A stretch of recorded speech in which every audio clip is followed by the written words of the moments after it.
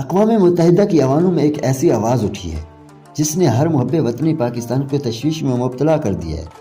بانی P T I کے بیٹے قاسم خان نے جینوا میں خطاب کرتے ہوئے نہ تو صرف اپنے والد کا مقدمہ لڑا بلکہ پاکستان کو ملنے والی خصوصی رعایت جی ایس پی پلس کو بھی متنازع بنانے کی کوشش کی۔ یاد رہے کہ یہ وہی رعایت ہے جس کی بدولت پاکستان کی ٹیکسٹائل کی مصنوعات دنیا بھر میں جاتی ہیں اور لاکھوں غریب خاندانوں کا چولہا جلتا ہے۔ ماہرین کا کہنا ہے کہ اگر سیاسی مفاد کے لیے اس سہولت پر ضرب لگائی گئی تو پاکستان کا ٹیکسٹائل سیکٹر تباہ ہو جائے گا اور ملک بھر میں بے روزگاری ایک نیا طوفان آ جائے گا۔